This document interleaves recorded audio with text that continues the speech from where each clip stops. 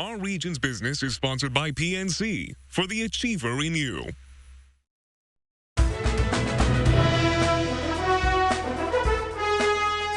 Today on Our Region's Business, 2 new efforts to make family health care more customer-friendly. A local startup that's out to reinvent family health care by putting an entire clinic in a doctor's bag. And a local healthcare network that's making it easier than ever to get a doctor's appointment the same day. But first, our region's leaders in higher education are raising concerns about implementation of Donald Trump's tougher stance on immigration. Little more than a week ago, confusion reigned at airports around the world as agencies and travelers tried to make sense of an executive order suspending immigration from 7 countries in the Middle East.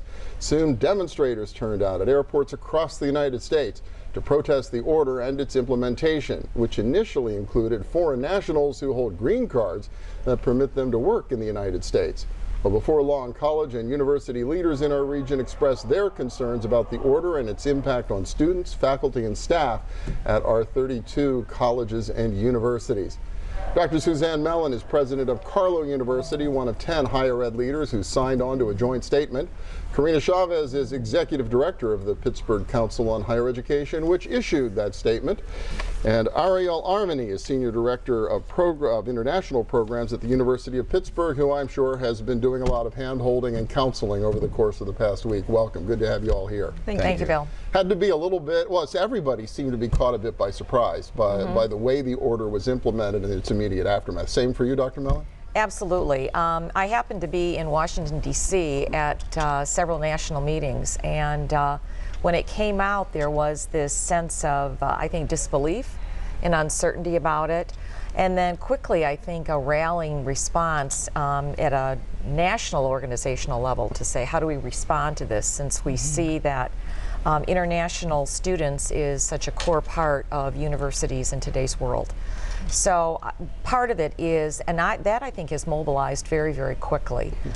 Even now there's planning to be a joint effort, which doesn't happen all that often, from the many 49 of the national higher education associations across the country that are mobilizing, for a joint letter that will be going to the head of Homeland Security. And a unified approach here within our region for people who don't know the Pittsburgh Council on Higher Education. 10 schools in Allegheny County get together for many, many years. To collaborate, but obviously responding very quickly to this issue. Well, Peachy was founded in 1966 to do this very thing, and that is to unify around shared interests. Particularly in an instance such as this, it's going to have what we would consider a pretty serious impact to our higher education community here in Pittsburgh. So, this the order came out. The presidents immediately were addressing their own campus concerns internally, and then really it's on me to reach out to the presidents and support them on a collaborative joint message and statement. So, I mean, we started that, all 10 presidents started right away agreeing Sunday morning that we needed a joint statement. Jonathan Potts from Robert Morris and Bill Campbell from Chatham, their heads of communications, volunteered on Sunday. We put together a joint statement, and to get 10 presidents to sign off on that was fantastic, and we released that Monday afternoon. You're with the University of Pittsburgh. Is this still rippling through the university community a week after the executive order? Oh, of course, of course. We started to mobilize very, very quickly during the weekend. We got together the senior leadership of the university immediately on a conference call, and every day we are monitoring the situation, communicating with our community, and trying to understand better the implications of this executive order. Do you get a sense it's stabilizing, though, now that people have had a week to sort of digest it and understand what's going on? Or are you still hearing that there are issues out there? I still think there's a tremendous amount of uncertainty and fear on campuses.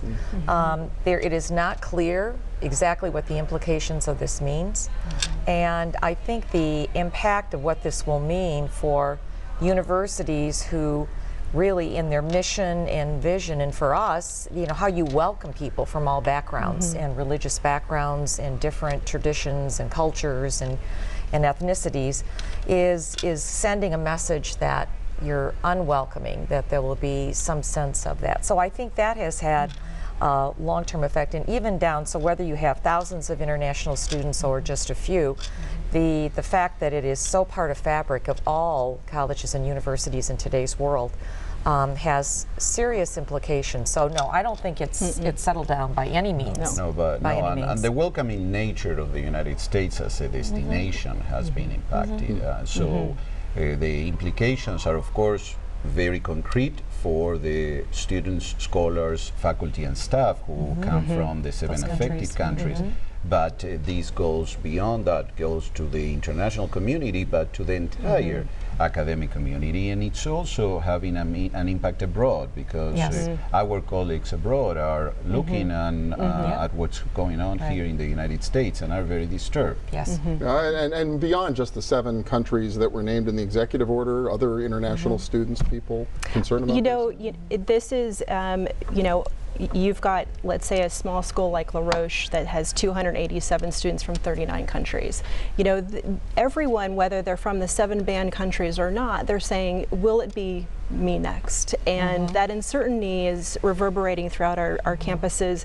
But also, for our ability to recruit the best and the brightest for staff and faculty as well, particularly our large research universities, this has huge implications about the ability to attract research dollars around the innovation and the sort of nationally regarded education that we offer. We're competitive, a global competitor in higher education, and that alleviates our ability to be competitive with other countries. Well, a lot to watch, I'm sure, a lot more to come as this moves forward. Dr. Suzanne Mallon, Karina Chavez, Ariel Armani, all connected with the Pittsburgh Council on Higher Education. Thank you so much. Really appreciate it. Thank you. Yeah.